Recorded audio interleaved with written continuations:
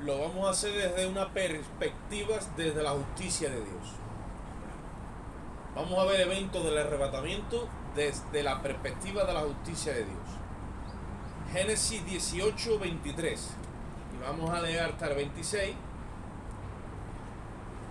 3 versículos solamente para sacar el extracto de una conversación que Dios tiene con Abraham,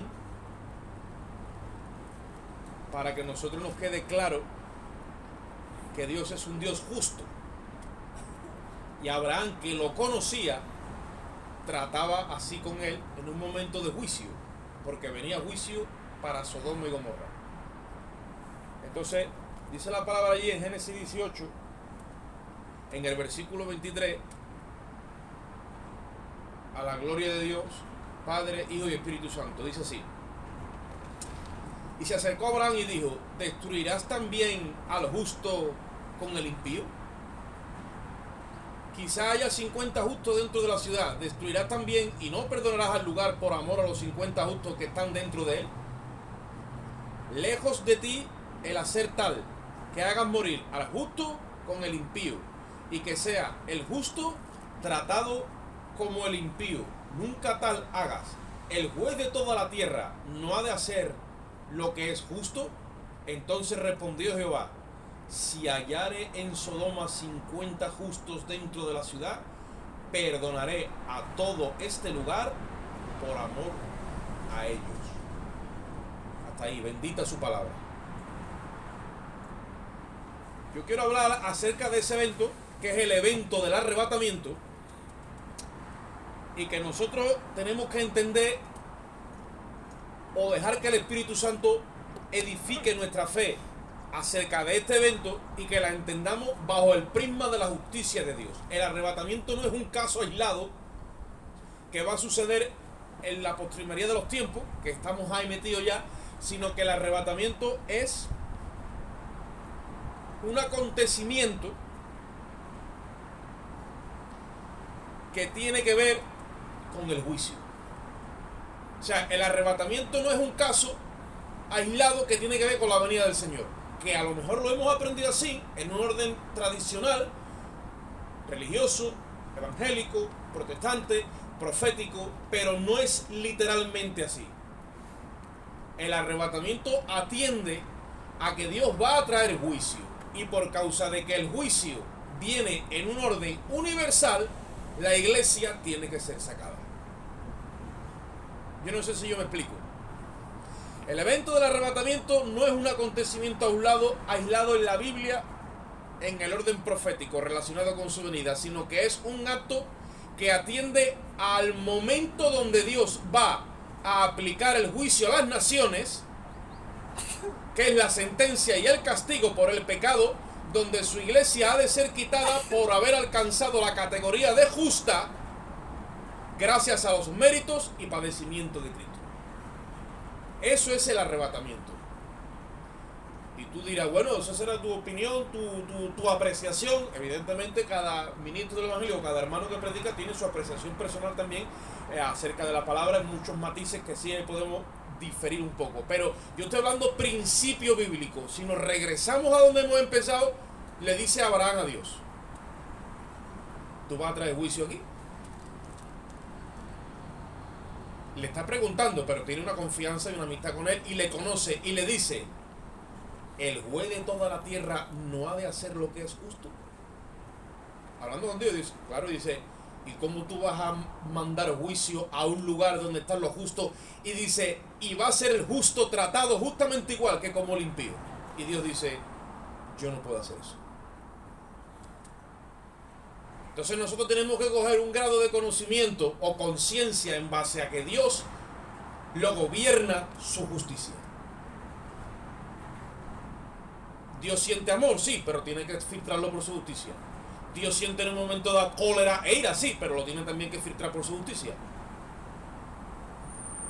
Porque por tanto amor que sintió Dios hacia el ser humano perdido, no lo llevó a decir, bueno, pues como os amo tanto y me habéis ofendido, pero estamos en paz, no me debéis nada. ¿Eso ha pasado? No. Dios ha mandado a su Hijo a la cruz. y ha preferido que su hijo muera en la cruz como un maldito antes que faltar a la justicia. ¿Sí, correcto? De la misma forma, cuando ahora lo va a gobernar su ira y su cólera, no puede entonces también hacerlo aparte de lo que pasó en la cruz. La cruz es como un lente. El significado de lo que pasó en la cruz, que cuando el Espíritu Santo te lo pone y tú entiendes eso, te da una panorámica y te da una visión que tú entiendes el plan de Dios desde antes de que el hombre pisara esta tierra hasta el final de los tiempos. Es una revelación de lo que Dios tenía planificado y de su trato con el hombre. Eso es la Biblia abierta desde Génesis hasta Apocalipsis. La Biblia no son 66 libros, aunque sí. La palabra Biblia es del término griego biblioteca, libro de libros. Pero que tú la tienes que ver como una sola pieza, y la única forma de verla como una sola pieza es entendiendo el sacrificio de la cruz. Porque el sacrificio de la cruz estaba incluso planificado antes de que Adán pisara esta tierra, de que fuera formado por Dios. Desde entonces ya estaba el Cordero preparado. Y cuando nosotros empezamos a entender lo que ha pasado en Cristo, es que empezamos a asimilar el carácter de Dios en su justicia, y que entendemos las cosas de Dios y ya no lo tenemos como eventos aislados. Todo es una sola pieza. Todo es el trabajo y el plan de Dios. Hay un propósito de Dios con todo el trato de Dios con el hombre. Y la iglesia es la que revela ese propósito, es la que lo da a conocer, la iglesia. Cristo ha llenado el corazón del Padre, pero la iglesia también tiene que llenar el corazón del Hijo. Adán salió de Eva, ¿sí o no? Perdón, Eva salió de Adán. ¿Y la iglesia de dónde sale? De Cristo. La iglesia sale de Cristo, con la misma naturaleza, con la misma sustancia, con todo lo que es Cristo en esencia. Eso es la iglesia, es la que tiene entonces la revelación. Esto no lo puede explicar un político, esto no lo puede explicar un científico, esto no lo puede explicar un religioso, esto lo tiene que explicar un ministro del Evangelio, del Nuevo Pacto, que tiene la revelación de Cristo. O sea, en otras palabras, esto lo tiene que explicar tú y yo. Esto no le ha sido revelado a nadie más. Dice Romanos 1:17 que en el Evangelio no dice la ley, ni dice la Torá, ni dice los sacrificios, ni dice la religión. Dice en el Evangelio la justicia de Dios se revela por fe y para fe. Si tú quieres entender la justicia de Dios, en el Evangelio es un movimiento del Espíritu Santo que te va dando fotografías de Cristo. Y una y otra y otra y otra. Y todas están filtradas por la justicia. No hay ni una que no salga de la cruz. Porque entonces son interpretaciones privadas. Pero cuando el Espíritu Santo te da algo a ti y a mí, que viene del mismo cielo, tiene que ser filtrado por la cruz, por la justicia de Dios, para que sea legal en tu vida. Por eso tú tienes que aprender a verte a ti mismo como Dios te ve en Cristo. Todavía hay gente que se ve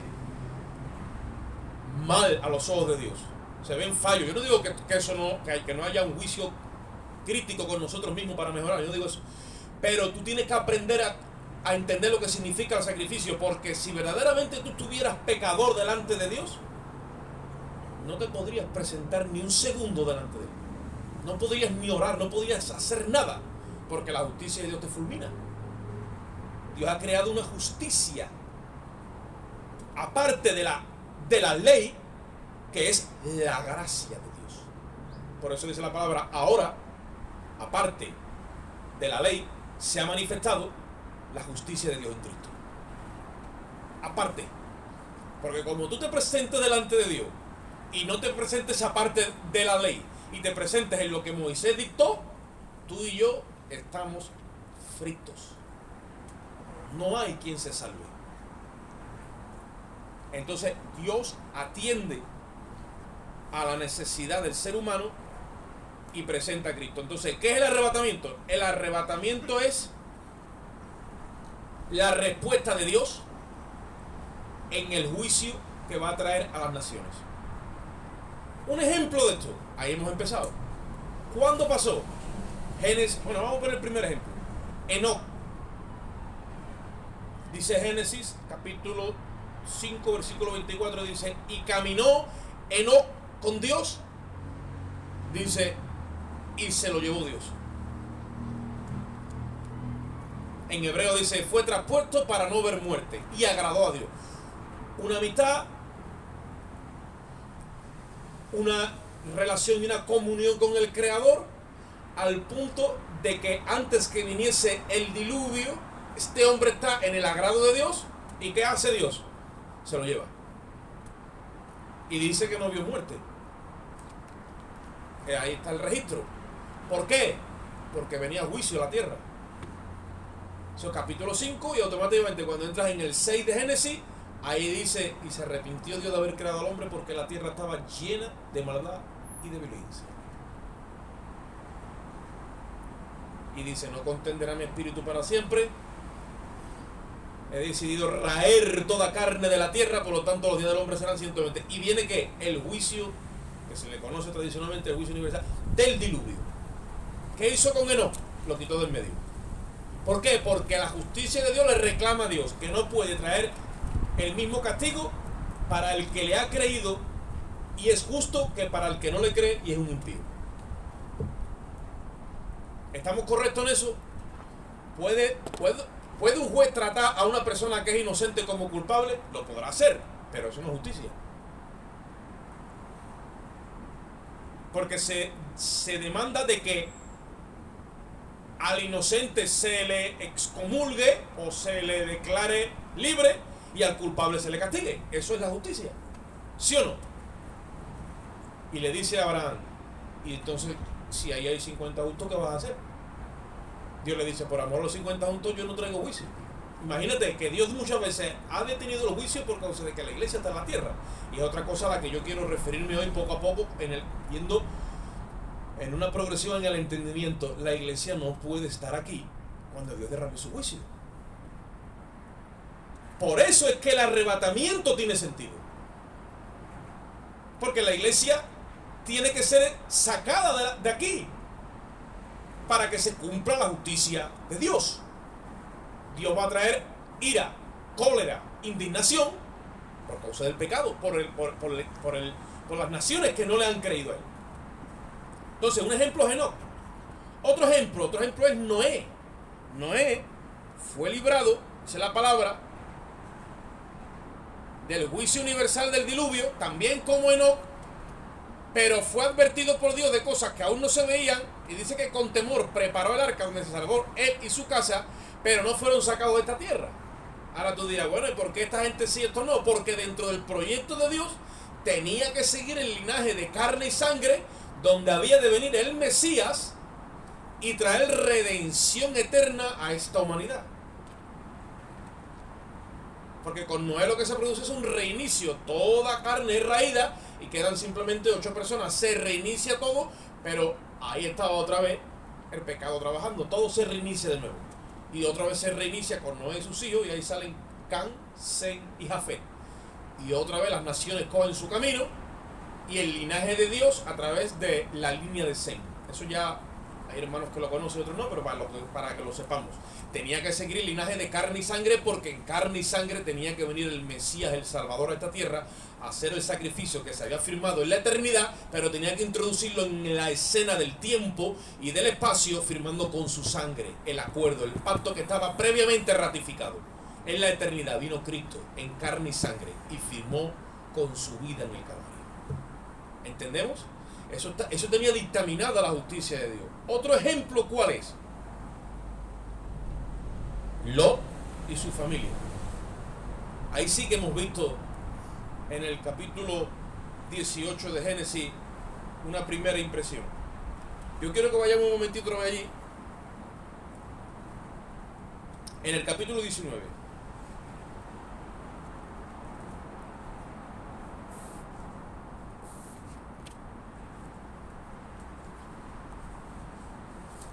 Génesis 19. Y vamos a ver cómo Lot es sacado de un lugar que está totalmente pervertido moralmente a un grado que Dios ya no tolera ni soporta más. Entonces, capítulo 19, en el versículo 15 dice la palabra: y a rayar el alba, los ángeles daban prisa a Lot, diciendo: levántate, toma a tu mujer y tus 2 hijas que se hallan aquí, para que no perezcas en el castigo de la ciudad. Veis que siempre el escape de Dios es por causa de que viene juicio y castigo, y es por los impíos. Si hay un justo allí, ¿cómo Dios arregla el problema? Sacando al justo. Entonces, en este caso, el juicio va a venir sobre solamente 2 ciudades, que es Sodoma y Gomorra. La perversión moral ya había llegado a un punto donde Dios dice: esto ha subido de punto, hay que traer juicio. ¿Qué hace? Manda ángeles que saquen a Lot, a su esposa y sus 2 hijas, como hemos leído. Dice: y deteniéndose él, Lot se detiene. Dice: los varones le asieron de la mano, o sea, lo agarraron de la mano, y de la mano de su mujer y de la mano de sus hijas, según la misericordia de Jehová para con él, y lo sacaron y lo pusieron fuera de la ciudad.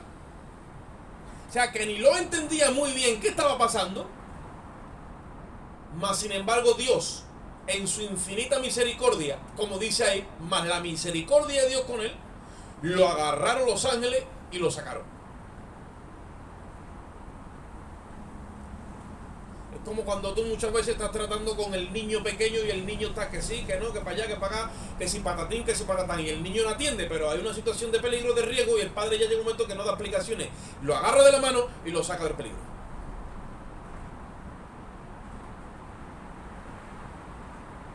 Porque llega un momento que tú como padre y yo tenemos que saber la autoridad que tenemos y cómo tenemos que actuar.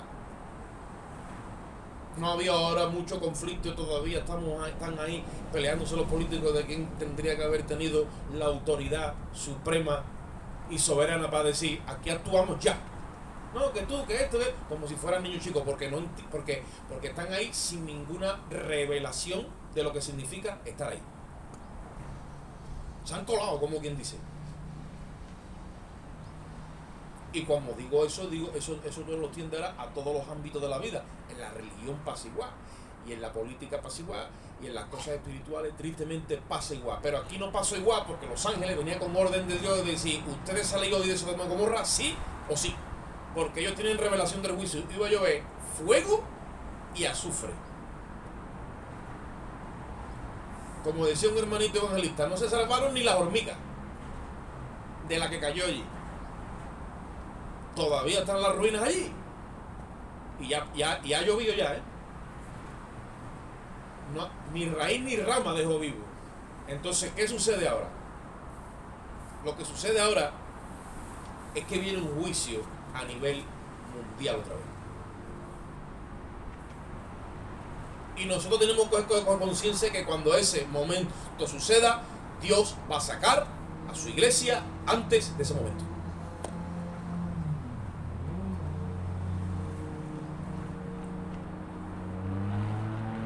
La iglesia es el órgano o el organismo que está presente en la consumación del plan de Dios y atiende al deseo de Dios, que es la plenitud de Cristo. Por lo tanto, es librada de la hora que ha de venir sobre el mundo entero. Apocalipsis 3:10: por cuanto has guardado la palabra de mi paciencia, yo te guardaré de la hora que ha de venir sobre el mundo entero, dice.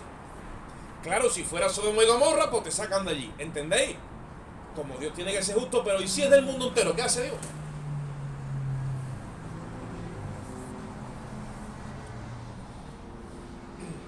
¿Te traslada a dónde? Te puede sacar te puede mandar a Venus, a Saturno, a Júpiter, pero no es el plan de Dios ese. Es sacarte de la tierra, pero es para llevarte a dónde? A su morada. A su morada. Primera de Tesalonicenses, capítulo 4, versículo 13. Así hemos empezado hoy el culto, ¿verdad? Dice allí: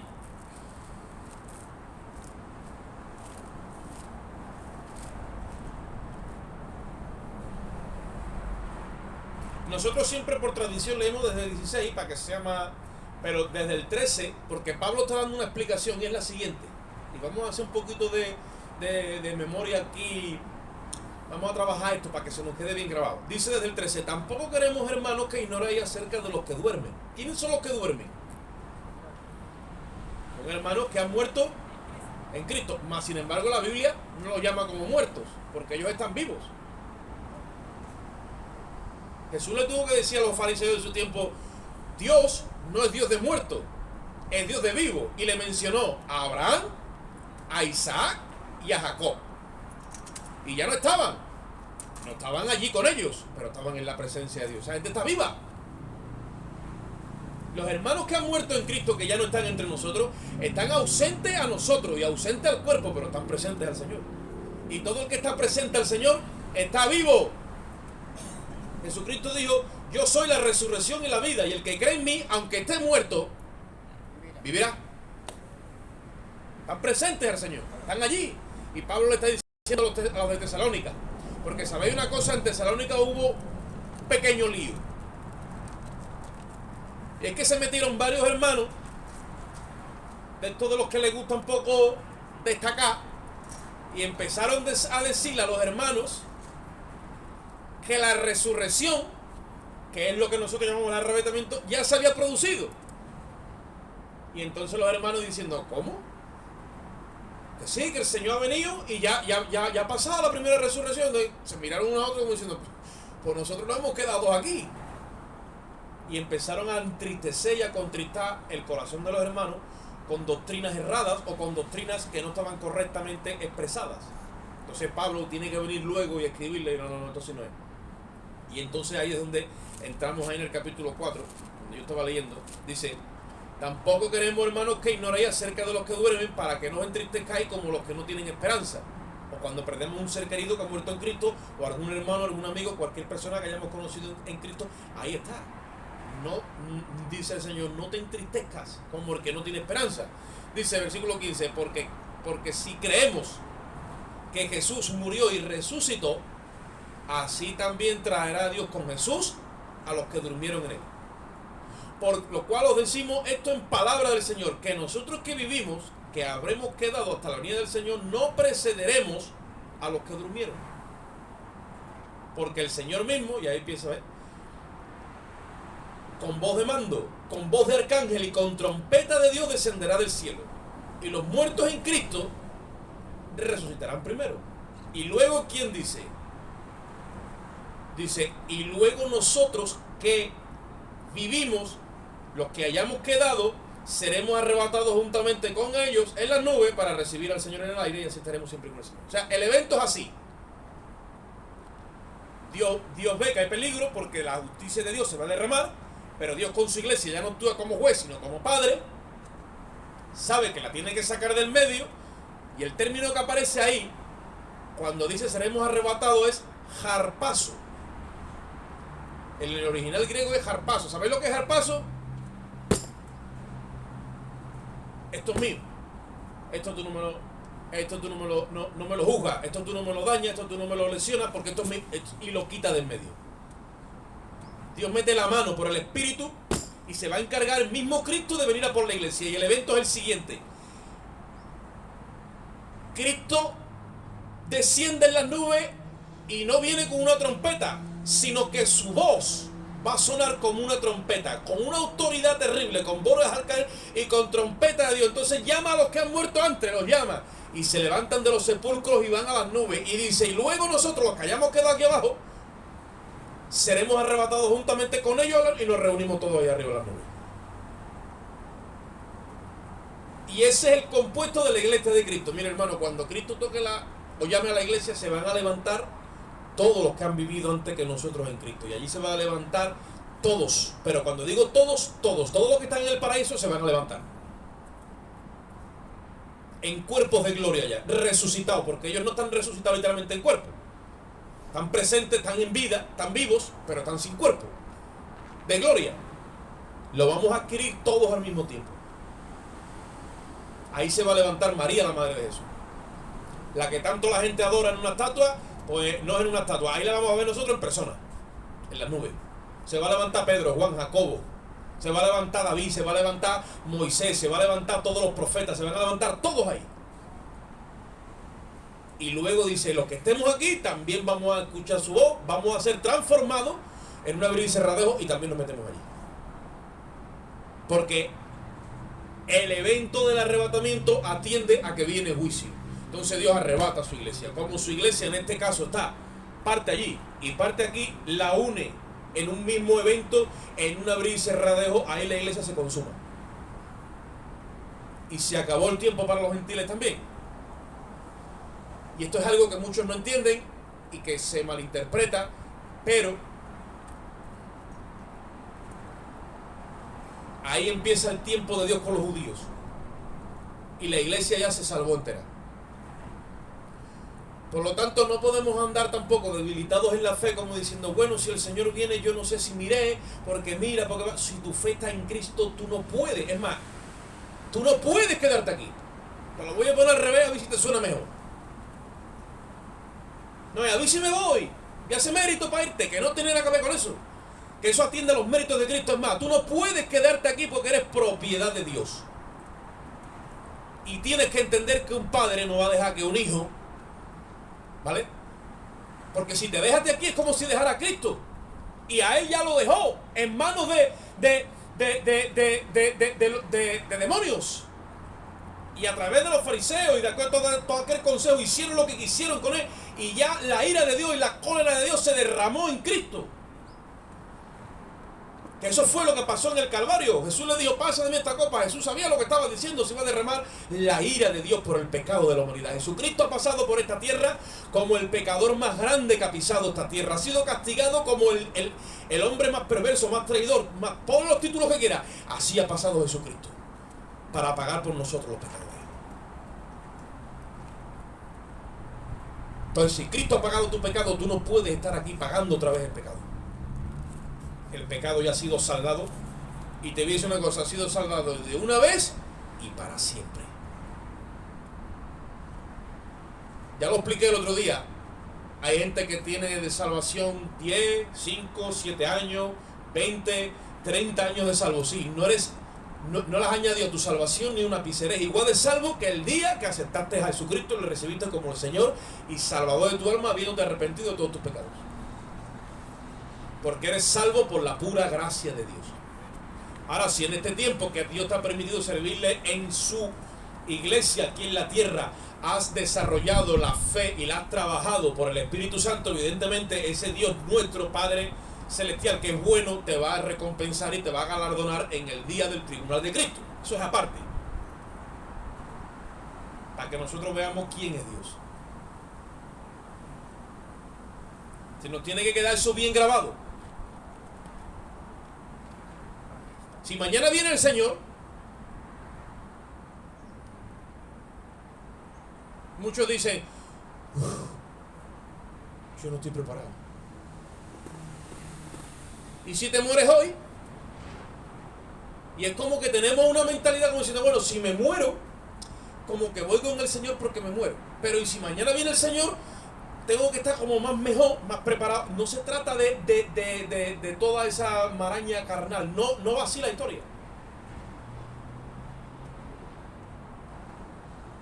Uno que muere hoy, porque hoy morirá gente en Cristo. Yo espero que muera gente en Cristo hoy. Si se tiene que morir uno, que se muera en Cristo. Si hoy se muere gente, se muere en Cristo. Pero si estuvieran aquí mañana y mañana viene el Señor, se tienen que ir con Cristo. Yo no sé si yo me explico. Pero no puede una cosa mejorar la otra. Aquí no se queda nadie que no sea del Señor. Lo que se queda aquí no es de Cristo. Y eso lo hablaremos en otro momento, cuando hablemos de las 10 vírgenes insensatas e imprudentes, cuando hablemos de la iglesia apóstata que es vomitada. Eso no tiene nada que ver con los que son de Cristo. El que es de Cristo es de Cristo. Y nosotros tenemos que ser edificados en esa fe, porque todo lo que en tu mente y en tu corazón críe duda, incertidumbre, desánimo, incredulidad, desaliento, eso no viene de Dios. Nada de eso viene de Dios. Dios, cuando ministra tu corazón, te da paz, te da certeza, te da te certifica, te da consuelo, te da seguridad total y plena, porque lo hace a través de su justicia. Y tenemos a hermanos en la fe debilitados, sin saber qué será de su alma si se van de esta tierra. ¿Por qué? Ha habido una mala edificación.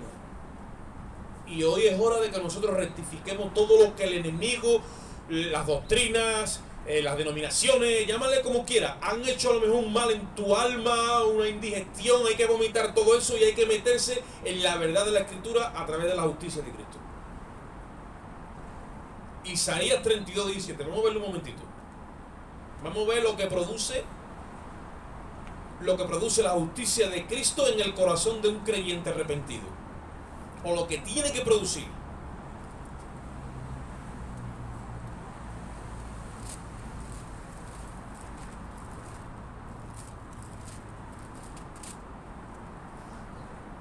Un hermano que lea a una hermana con voz de esta potente. Las armas del tramposo son malas. Isaías 32, 17. Y el efecto de la justicia será paz. Párate. ¿Qué dice que será el efecto de la justicia? Paz. Paz. Cuando Dios te ministra a través de la justicia de Cristo, tú tienes que sentir la paz de Dios. La paz de Dios se come la incertidumbre. Se la come. Las tinieblas y la oscuridad llegan por ausencia de luz, pero en el momento que está la luz, las tinieblas huyen de tu mente. Tú tienes una claridad terrible en quién eres tú. Tú eres un hijo de Dios. Tú eres salvo por la gracia de Cristo. Tú eres visto en el cielo santo, irreprensible y sin mancha. Dice Colosenses 1:22. Porque eres visto en Cristo, en la justicia de Cristo. Es más, el cielo te ve como si nunca hubieses pecado. No, eso no me lo puedo recibir yo. Sí, porque Cristo nunca pecó, así te ve el cielo. La justificación es algo impresionante. Impresionante. Porque está justificado Cristo. Es que Cristo nunca pecó. Y la iglesia ha sido sacada de Cristo. Y Adán era figura y sombra del que había de venir. Por eso es que a Adán le sacaron la costilla. Pero la iglesia ha sido sacada de Cristo. Y de dentro de Cristo es que nos han dado de su espíritu, cuando Dios ha derramado su espíritu sobre todos los que hemos creído en Él. Esa sustancia que hemos recibido en nosotros, que es una nueva naturaleza, una nueva creación, esa no peca. Si no, vete a primera de Juan en el capítulo 1, 2, 3, 4, lo vas a entender en el capítulo 3. Dice que el que tiene la simiente divina no peca. Yo me busco mucho conflicto por enseñar esto, por expresarlo, porque a lo mejor mucho no lo engrana. Yo no estoy diciendo que tú no cometas errores ni que tú no peques, pero que no computa tu pecado a los ojos de Dios, porque tienes la simiente divina y estás siendo todo el tiempo visto santo, irreprensible y sin mancha. Y si fueras de alguna forma tus pecados a computar a la presencia de Dios, entonces te saldría de la justicia de Cristo y ahí te fulmina la ira de Dios. No puedes estar fuera de Cristo delante de Dios. Imposible. En el momento que te sales de la justicia, todas tus maldades, todas tus transgresiones y todo eso viene delante de Dios. Si no, léete Ezequiel 18. Y por lo contrario, el más perverso, si vuestras iniquidades y vuestras maldades fueran como la grana, dice, vendrán a ser como la nieve. Dijo Isaías. Y dice, si el impío se arrepintiera y se volviera a la justicia, dice, ninguna de sus impiedades le tendría en cuenta, porque no aparece en el cielo. Nada aparece. Y así tiene que formarse nuestra mente. No, esta es una doctrina que el salvo siempre es salvo. No, hermano, la salvación sí se puede perder. Yo estoy aquí peleando para no perderla. Déjate de todos esos dos extremos. Es la justicia de Dios la que te certifica y te asegura salvación plena a los ojos de Dios. Punto. Mantente en la justicia. Para eso tienes que tener revelación de la cruz. Si no, estamos con los legalistas allí, que te empiezan a apretar y apretar y apretar y nunca eres salvo, ¿eh? Porque como sin santidad nadie verá al Señor, nunca eres salvo. Ni santo. Los santos son los que se suben. Y eso por un cornet. Y por el otro cornet, un derroche de amor, que Dios es tanto amor que hacemos de la gracia de Dios libertinaje. Tampoco. Hay que mantenerse en la justicia de Dios. Mira, cuando tú te mantienes en la justicia de Dios, puedes ser santo a los ojos de Dios sin ser un legalista, ni un fanático. Y puedes ser libre, pero totalmente libre, sin ser un libertino. Y participar de todo delante de Dios, y tu conciencia darte testimonio, esto sí, esto no. Y puedes participar de todo, porque todo te es lícito. No todo te conviene, pues vas ahí. Y en todo aquello que apruebas no hay diablo que te condene, porque vas guiado por el Espíritu. Esto te exige a ti a caminar en el Espíritu. Ya está. Y es que Él es el que conoce el camino. Se acabó. ¿Qué es más cómodo? Más cómodo es instalarte en una religión. Si hay gente, hermano, que cambia de forma de vestir, de forma de hablar, lleva los diezmos, lleva las ofrendas, hace todo lo que sea, por tal de no andar en el Espíritu. Y se cree que es espiritual, pero es por no andar en el Espíritu. Y es capaz de todo, pero y se instala en una religión, creyéndose él o ella que eso le va a garantizar. No hay garantía ninguna. Eso es andar caído de la gracia, justificándote por obra. Los que por las obras justificáis, dice Gálatas 5:4, de la gracia habéis caído.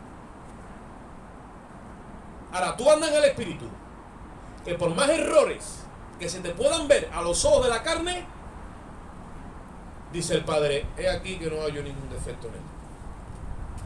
Y el religioso ya se pone malo, ya el religioso se pone malísimo. Le entra, se rasga la vestidura. ¿Cómo va a ser? Con el precio que yo estoy pagando. Esa es la justicia de Dios. Tenemos que tener eso claro. Y ahora voy a dar unos cuantos de versículos para que nosotros entendamos. La iglesia no puede estar aquí cuando comience el juicio. He citado Apocalipsis 3:10, lo cito de memoria. Por cuanto has guardado la palabra de mi paciencia, ¿qué le dicen a ese pastor o a ese ángel que es tipo de la iglesia? A la iglesia de Filadelfia creo que es. Yo te guardaré, dice, de la hora de la prueba. Viene una prueba, pero es a nivel mundial, que ha de venir sobre todos los moradores de la tierra. ¿Dónde Dios te va a guardar? Isaías 26:20. Vamos un momentito allí.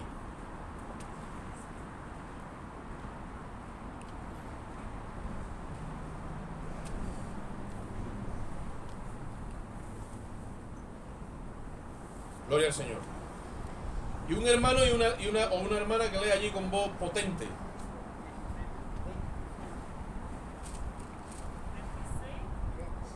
Ven.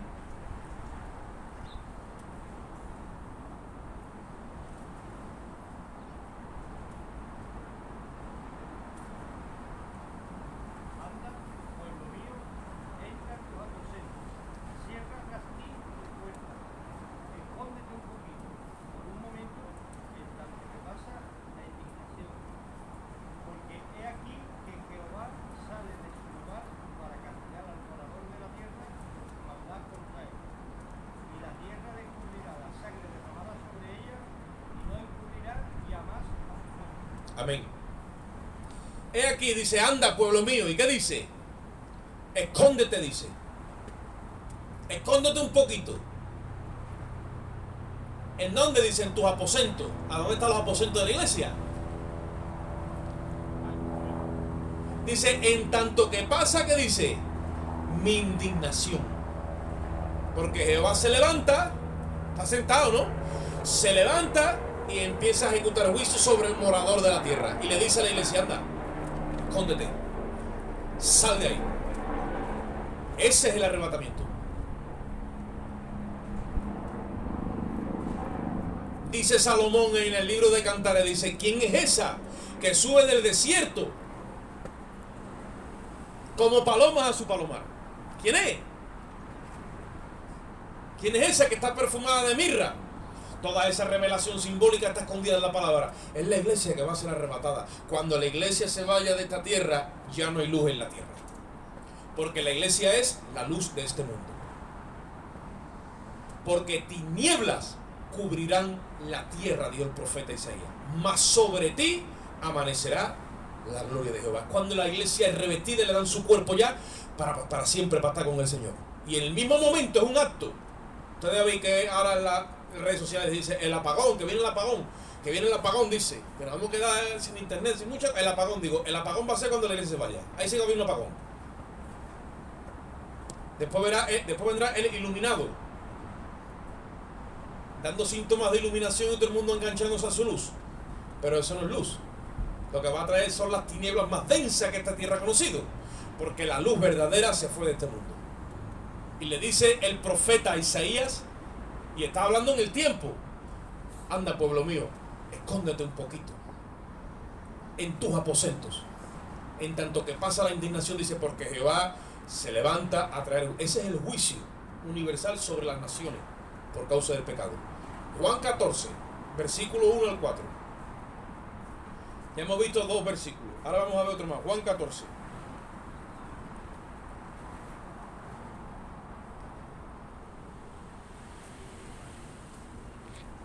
Y acuérdate que la conversación de Abraham con Dios no es un versículo bíblico, es un principio que sostiene la justicia de Dios. Son como los pilares que sostienen una casa. Dios no puede traer nunca juicio en el mismo lugar donde esté el justo con el injusto y ser tratado uno de la misma forma que otro, porque eso no sería justicia.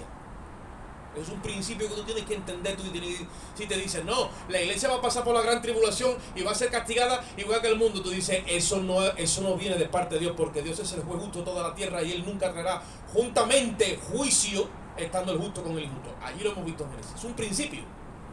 Tú tienes que conocer a Dios en su carácter, porque si no lo conoces, ¿cómo se te dicen de una persona que tú conoces de verdad y sabes quién es? Y dice, mira, menganito, fulanito ha hecho esto y esto, tú dices, imposible.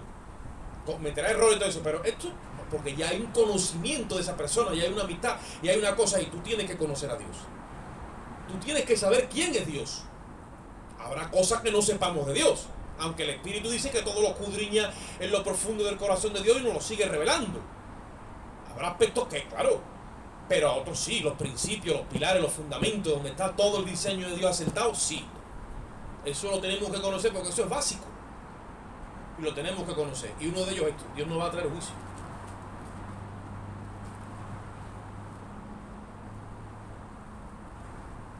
Si un padre le da a conocer a sus hijos que si viene el juicio Él los deja tirados, que si viene alguien Él no los defiende, que si le pasa algo Él se lava las manos, ¿tú te crees que ese es el carácter de un padre? Y ese niño va a crecer bien confiando en su padre. Lo que va a crecer es traumatizado. Por eso tenemos muchísimos creyentes traumatizados por no trazar bien la palabra de verdad.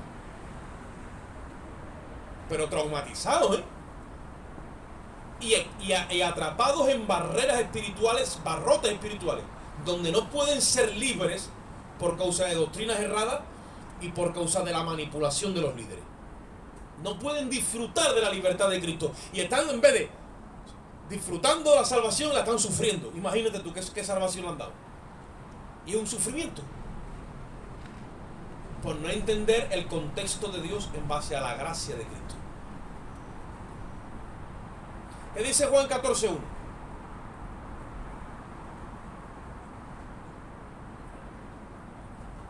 Manuaje. No se turbe vuestro corazón. Creéis en Dios, creed también en mí. En la casa de mi Padre muchas moradas hay. Si así no fuera, yo os lo hubiera dicho. Voy pues a preparar lugar para vosotros. ¿Y qué dice después?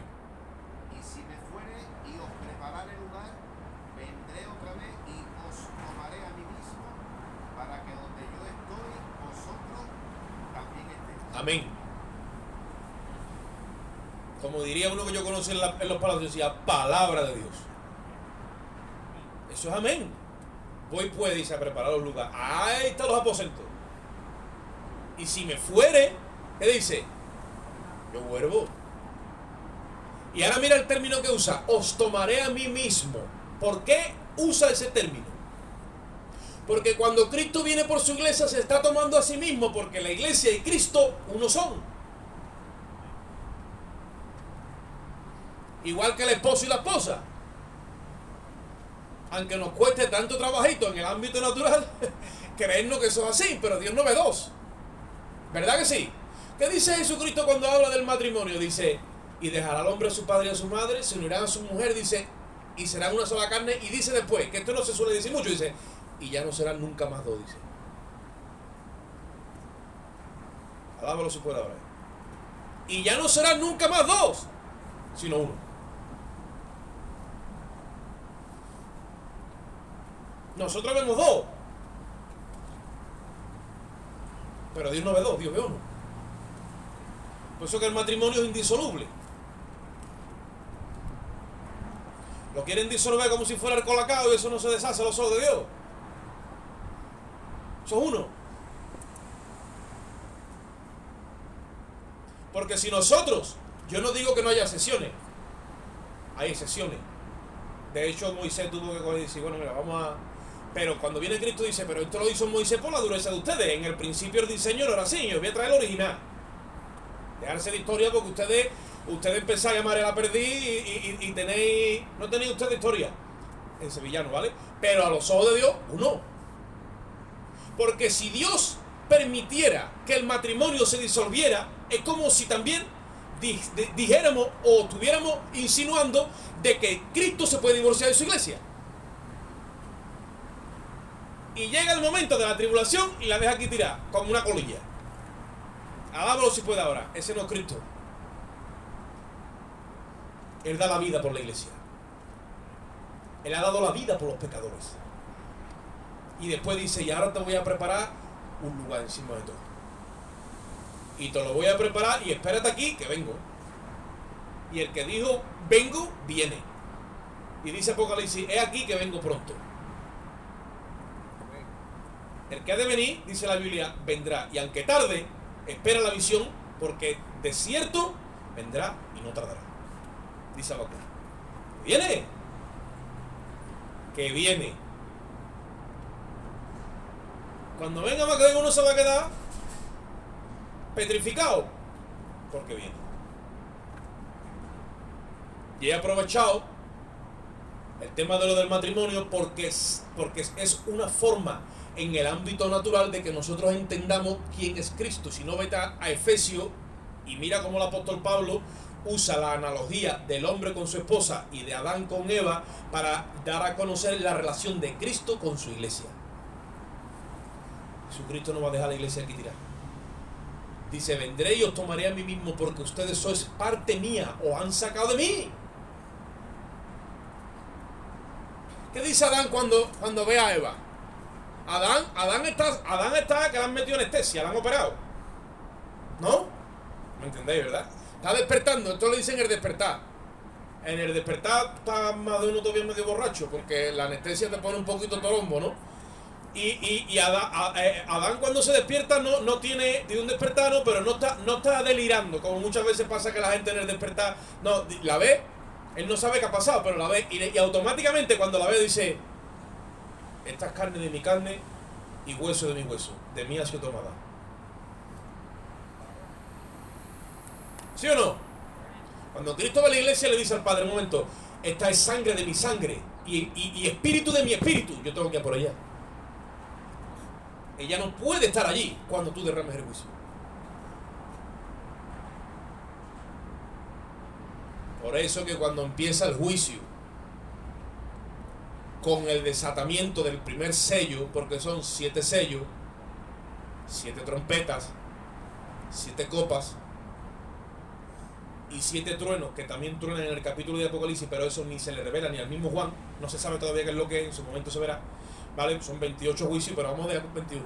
Cuando empieza el primer juicio, que es el primer sello, que Jesucristo desata ese sello, ya está la iglesia allí viéndolo. Ya está la iglesia mirando eso. Porque a ella le ha sido concedida esa honra y ese lugar, porque ella ha creído en Jesucristo y ha esperado a su amado. Entonces cuando dice el Señor, por lo mío, entra y escóndete. ¿Quién viene y la lleva a los aposentos? Es Cristo. Y el Señor dice, en la casa de mi Padre muchas moradas hay. Si no fuera, yo no te lo diría, pero voy fuera, prepararte el lugar, y yo vengo y te recojo.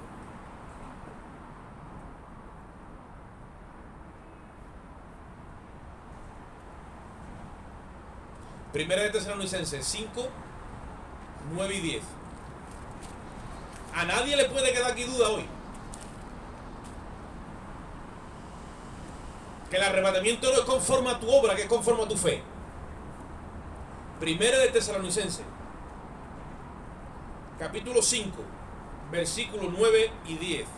¿Qué dice allí?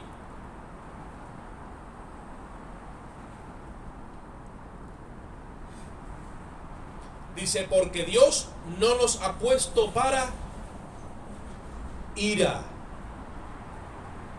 Lo que se va a desatar en el juicio va a ser la ira de Dios, que ya la probó Cristo por nosotros cuando tomó la copa. ¿Sabía a qué copa se estaba refiriendo Cristo cuando dijo, pasa de mí esta copa? Él lo dijo, ¿no? Probó la ira de Dios por nosotros. Por lo tanto, nosotros no estamos puestos para ira, dice, sino para alcanzar salvación por medio de nuestro Señor Jesucristo, que nos ha salvado. Dice, quien murió por nosotros, para que sea que velemos o que durmamos, vivamos juntamente con Él. Dice, por lo cual, animaos unos a otros y edificaos unos a otros, así como lo hacéis. Por eso nos tenemos que animar y nos tenemos que edificar con estas verdades.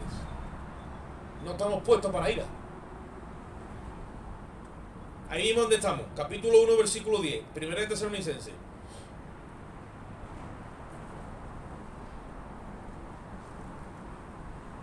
Voy a leer desde el 9, primera de Tesalonicenses 1, 9 y 10, dice, porque ellos mismos cuentan de nosotros, está hablando de hermanos que conoció Pablo en Tesalónica, la manera en que nos recibisteis y cómo convertisteis de los ídolos a Dios, para servir al Dios vivo y verdadero. Dice, y esperar de los cielos a su Hijo, el cual resucitó de los muertos, a Jesús, quien nos libra ¿de qué? ¿De qué nos libra? Ah, pero te libra entonces, te libra. Pablo tenía revelación de que se iba a derramar la ira de Dios, pero también tenía revelación de que Jesucristo iba a venir a librarnos de la ira de Dios.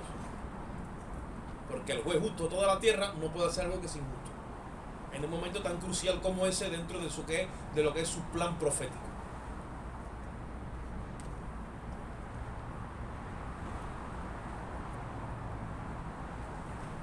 Segunda de Tesalonicenses. Y ya con esto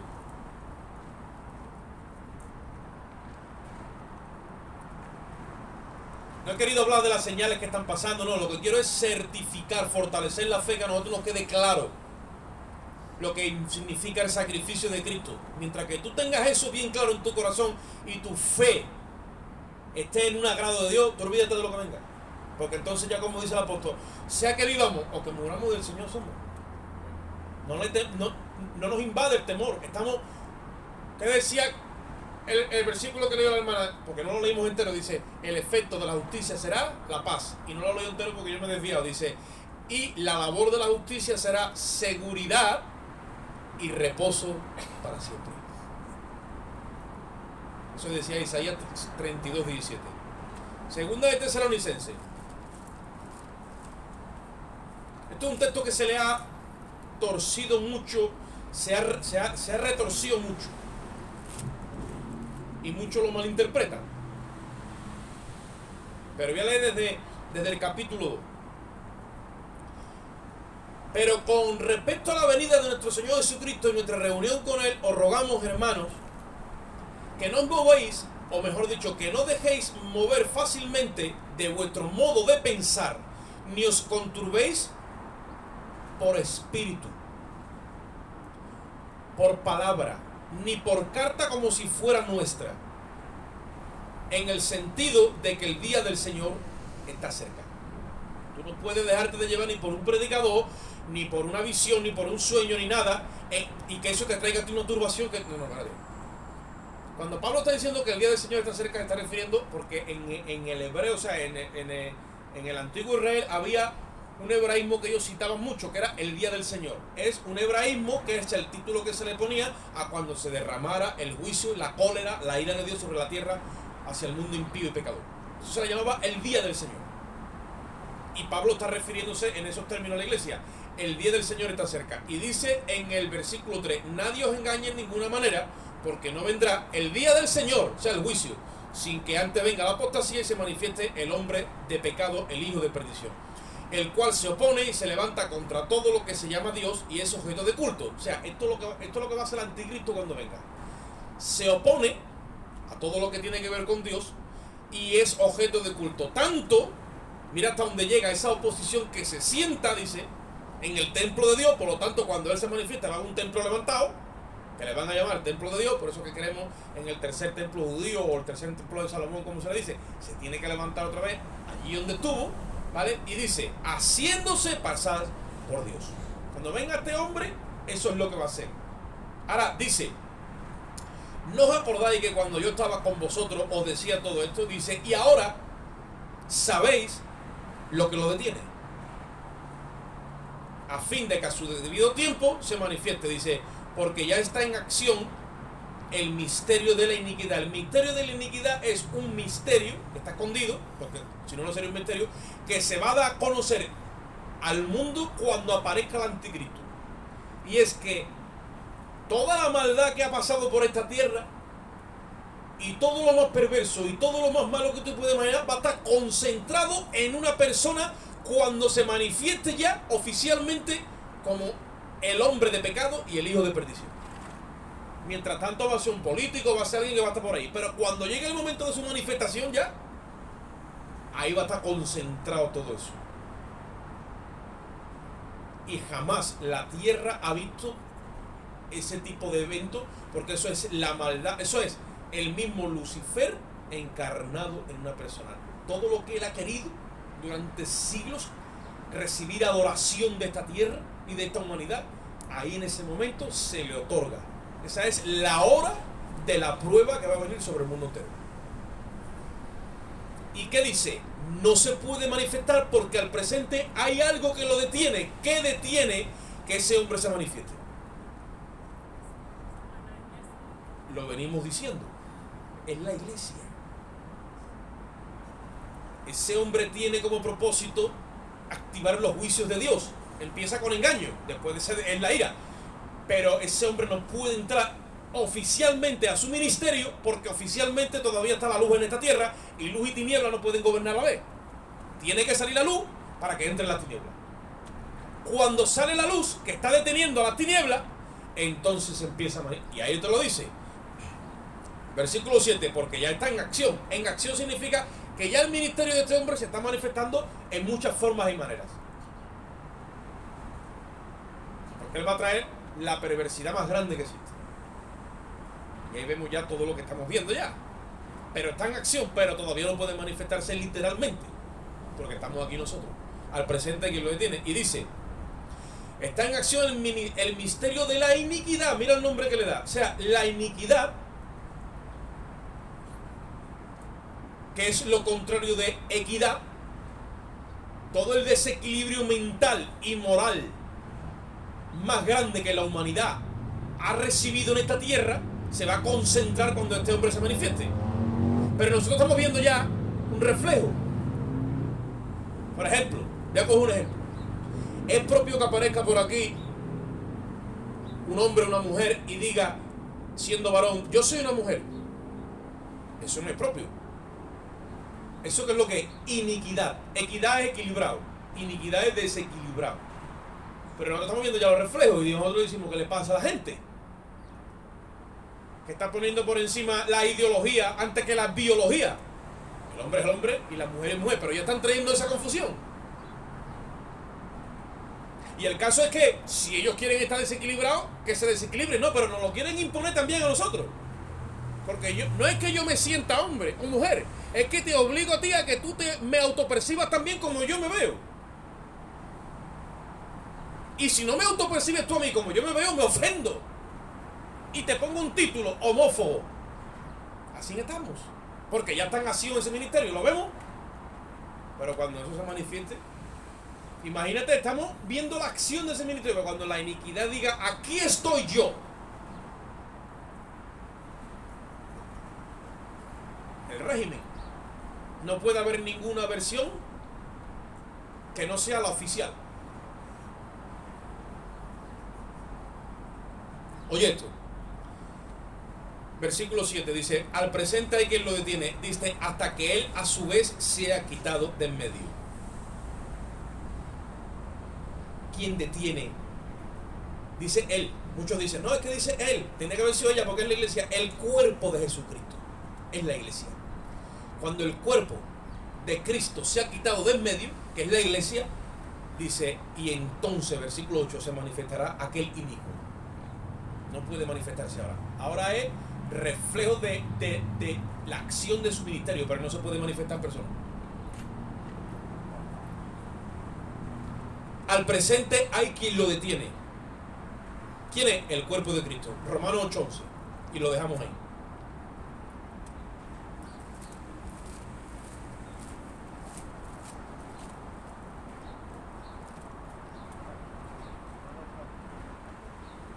Habla.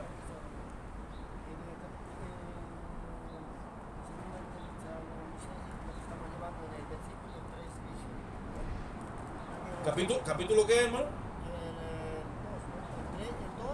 Segunda 3:2. Sí, 3:2. Nadie os engañe de ninguna manera, porque no vendrá sin que antes venga la apostasía y se manifieste el hombre del pecado y de la perdición. Pero eso no quiere decir que pronto la iglesia lo va a ver a este iniquo, ¿no? Porque Pablo está viendo ahí, Pablo está hablando del día del Señor, o sea, el día del Señor, que es el día grande y terrible de Jehová, día de espanto, día de tiniebla, porque si tú lees a los profetas dice, ¿por qué? ¿Por qué están hablando del día del Señor? Si el día del Señor será el día de espanto, día de tiniebla, arderéis como estopa. Ese es el día del Señor. Entonces por eso es que yo he hecho referencia a que el día del Señor es un hebraísmo. Entonces dice, el día del Señor, que es la manifestación de la ira de Dios, no puede venir antes sin que se manifieste el anticristo. ¿Por qué? Porque el anticristo empieza el día del Señor. Y no es ira, no, es engaño. Cuando el anticristo se manifiesta, la iglesia se ha ido. Oye esto, hay un caos terrible en la tierra y él viene, entre comillas, a establecer el orden. Por eso que viene como un lobo disfrazado de oveja. Y 3 años y medio está ejerciendo una labor de pacifista, de diplomático en Oriente Medio. Se levanta el templo judío, judíos y palestinos son hermanos, empieza a traer sanidad de milagro, empieza a sacar cosas contra enfermedades que nunca vio forma de tratarlas. O sea, es algo impresionante. Y todo eso, ¿qué es lo que es? Es el engaño. Y es el juicio. El juicio empieza con engaño. ¿Vale? Si no ahí mismo entonces, donde tú me has dicho, mira lo que pasa. Vamos entonces, venga un momentito a la segunda Tesalonicenses para dejar la duda aclarada.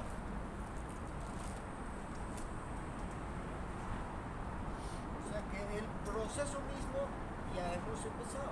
El proceso de la manifestación de su ministerio está trayendo unos rayos, pero cuando venga él en persona ya la iglesia no puede estar, porque la iglesia le impide que se manifieste.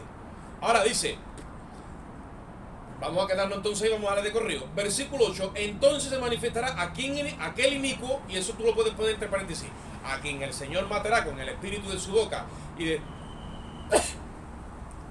destruirá con el resplandor de su venida. Dice, inicuo cuyo advenimiento es por obra de Satanás. Mira quién trae a ese individuo. Satanás mismo dice que con gran poder y señales y prodigios mentirosos y con todo engaño de iniquidad para los...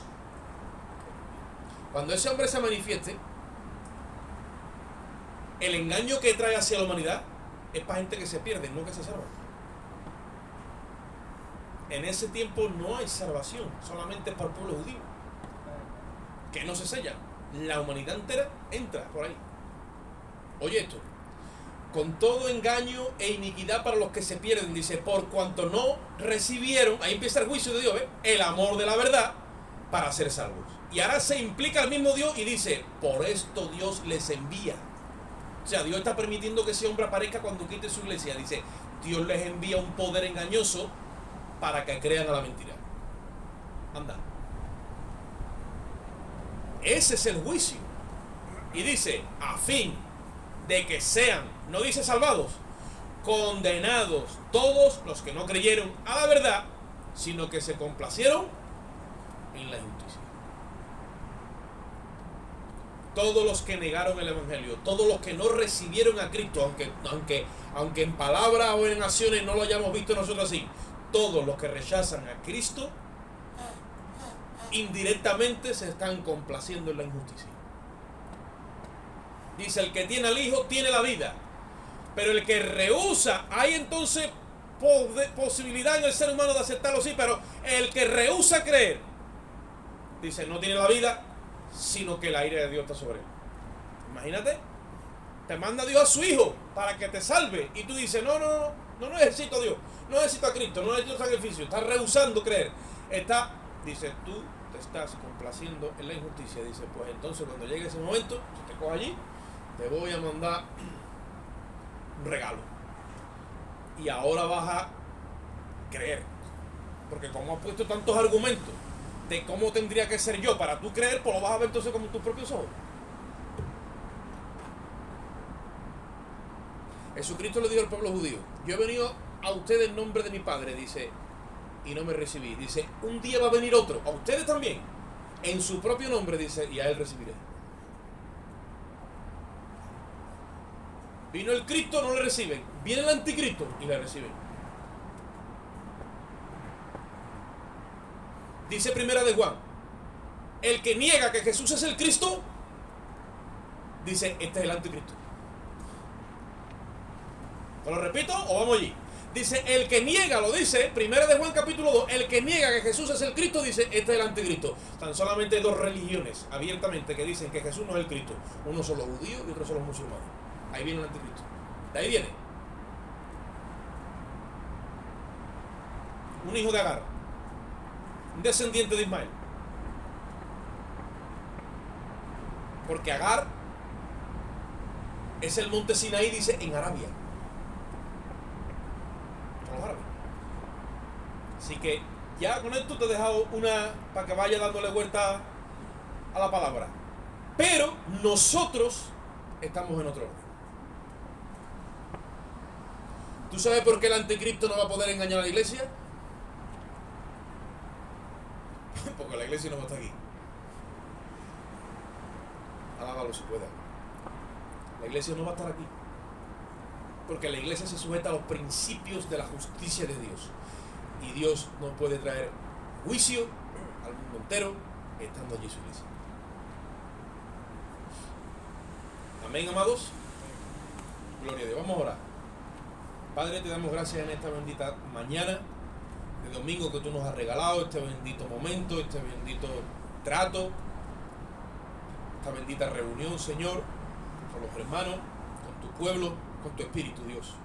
Te rogamos de forma especial que esta palabra no caiga en saco roto ni pase, sino que penetre en nuestra conciencia y traiga iluminación y seamos conscientes, seamos transformados por medio de la fe en esta mañana, Padre. Trae crecimiento en el espíritu a cada hermano por tu espíritu, por tu palabra, Señor. Y que cada uno aquí sea renovado en su hombre interior y llevado, Dios mío, allá a donde tú nos quieres llevar en esta hora, Señor. Te damos gracias y salimos de este lugar, pero no de tu presencia. Salimos en tu amor, Padre, la gracia de Cristo y la comunión de tu Espíritu Santo. Y el pueblo dice, salúdense los hermanos con alegría y gozo en esta mañana. Que el Señor los bendiga.